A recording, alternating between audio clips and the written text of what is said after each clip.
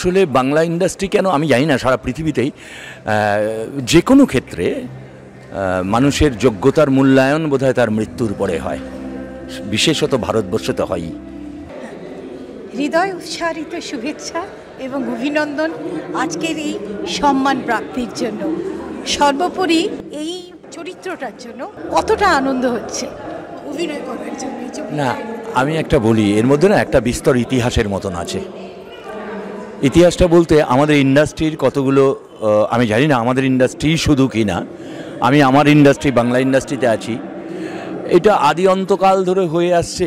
যদি কোনো একটা চরিত্রে একজন কেউ একটু ভালো অভিনয় করে তাহলে তাকে সবসময় সেই চরিত্রেই ডাকা হয়। আমিও তার ব্যতিক্রম নই। আমি কোনো একটা ক্ষেত্রে বোধহয় একটু পুলিশের পার্ট ভালো করে ফেলেছিলাম, তারপর থেকে আমার সবাই পুলিশ ডাকছে। তা আমি নাটা বলতে ভীষণ ভালো পারি, এটা আমার থিয়েটারে গুরুদেব শিখিয়ে দিয়েছিল, সময় অনুযায়ী নাটা বলবে। তো আমি যথারীতি তাদের না বলে দিয়েছিলাম। তারপরে 2-3 দিন ধরে, বিশেষ করে অম্লান যে লিখেছে, ও 2-3 দিন ধরে আমাকে খুব রিকোয়েস্ট করে। আমি বললাম, অম্লান প্লিজ আমায় রিকোয়েস্ট করিস না, পুলিশ আমি আর করব না। তো ও একদিন রাত্রিবেলা আমায় শুধু বলল যে দাদা তোমাকে স্ক্রিপ্টটা পাঠিয়েছি, তুমি স্ক্রিপ্টটা পড়ে নিয়ে তারপরে তুমি আমায় না বলে দিও। তো আমার কি মনে হলো, ঠিক আছে। আমি শুটিং থেকে ফিরে এসে রাত্রিবেলা বসে বসে স্ক্রিপ্টটা পড়লাম, পড়ে না আমার কোথাও মনে হলো না এটা না করা যাবে না, এটা লোভনীয় পাঠ। তো পরের দিন সকালবেলায় আমি বললাম যে ভাই আমি করব, এবং করার ফলটা পেয়ে গেছি। ভাগ্যিস হ্যাঁ বলেছিলেন, না হলেই কিন্তু মিস হয়ে যেত। এটা মিস হয়ে যেত। এই যে এত দিনের একটা সাধনা, একটা প্রচেষ্টা, একটা অপেক্ষা, তার ফল পেতে কতটা কষ্ট করতে হয়েছে? কষ্ট, সাধনা, প্রচেষ্টা সবই চলছে এখনও। এই মুহূর্তে দাঁড়িয়েও চেষ্টা করেই যাচ্ছি। তবে এটা প্র্যাকটিস, এটা শিক্ষা। আমি শিখতে চাই, শিখি প্রত্যেক দিন সবার কাছ থেকে।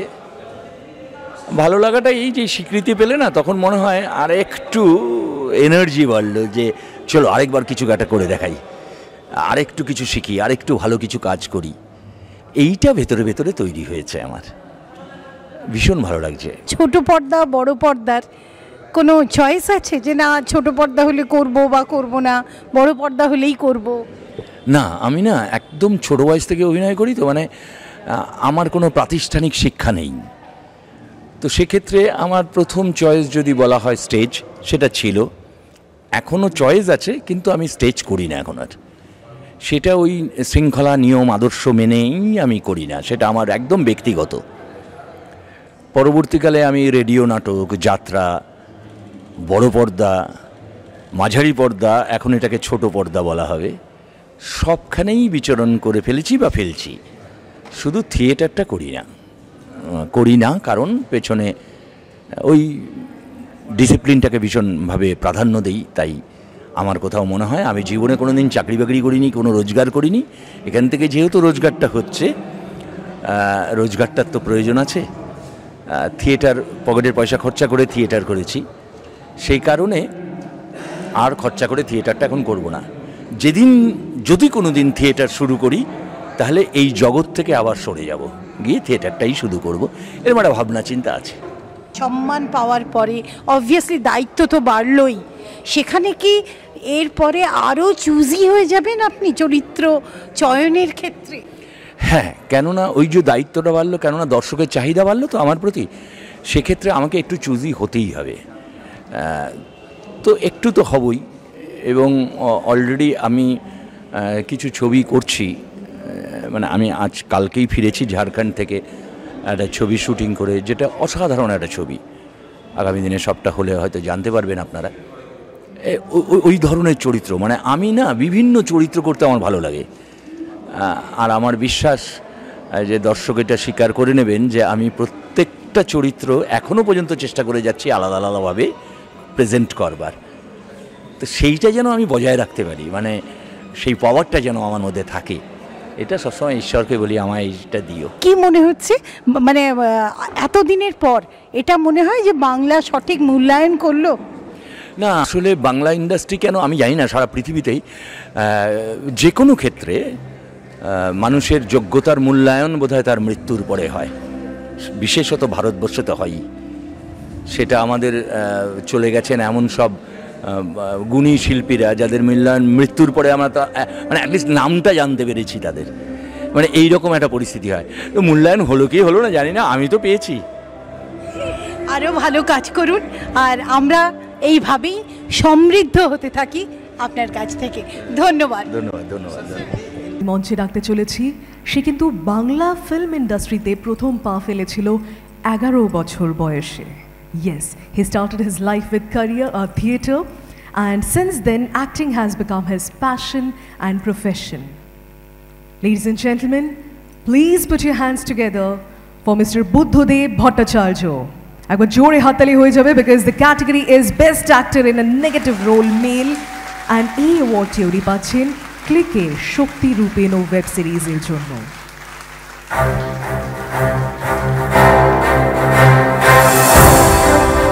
কথাটা বোঝার চেষ্টা কর।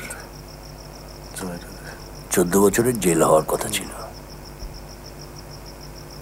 সেখানে 14 দিন। 14টা দিন আমার সাথে থাকতে পারবি না? আরে কোর্টের কাছে নেতা মন্ত্রী কেউ ছাড় পাচ্ছে না, সেখানে আমি তো কেউ। সব নষ্টের গোড়া ওই মেয়েটা। স্যার, মালটাকে একটু চমকে দিই। একটা করে শিক্ষা হয়নি, বললে যে আগুন আছে, পাড়া দিলে না লঙ্কা কাণ্ড বেঁধে যাবে।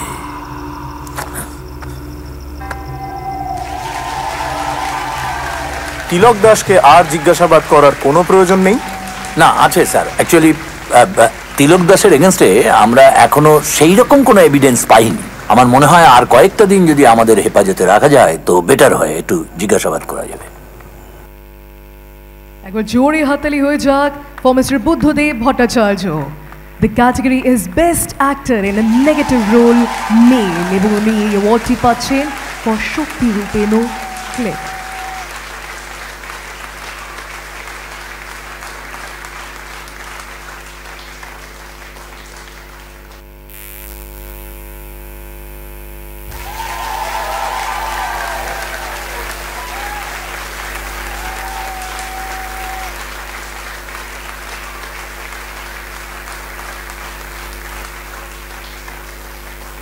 আমাদের প্রেসকে একটু রিকোয়েস্ট করব, আমাদের গেস্টরা একদমই দেখতে পাচ্ছেন না, আপনারা একটু সাইডে চলে আসুন, একটু সাইডে চলে আসুন প্লিজ, থ্যাংক ইউ।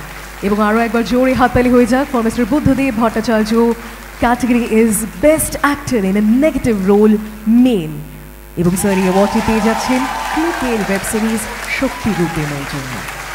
এবং স্যার আপনাকে রিকোয়েস্ট করব, এই মুহূর্তে কেমন ফিল করছেন না সেটা আমাদের অবশ্যই জানাবেন, কারণ 11 বছর বয়স থেকে কিন্তু ওনার অভিনয় জগতে যাত্রা শুরু হয়। এবং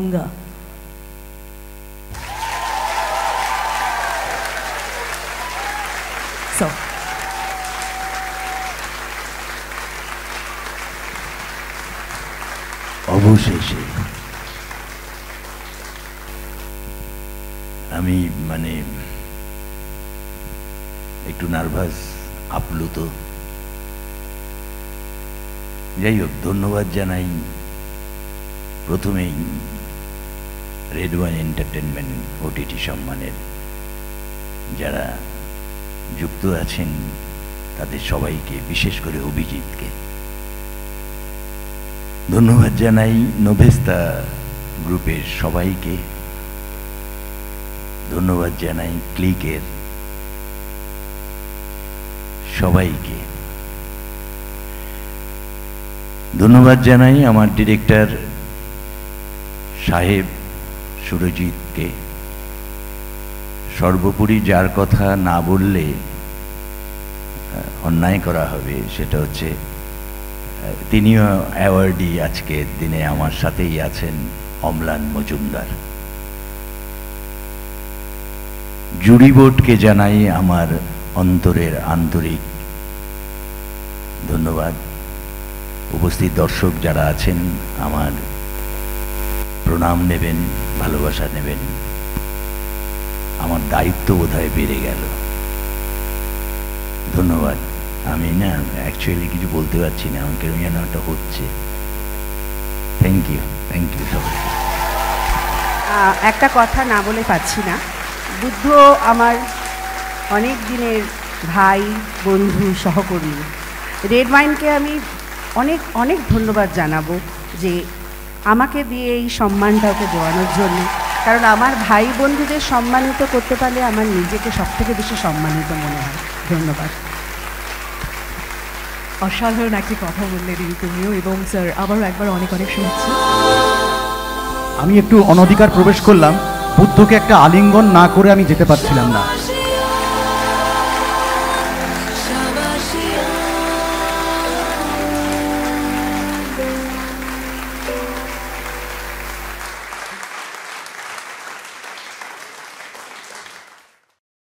জীবনের স্বপ্নে আনন্দের ফেরিওয়ালা।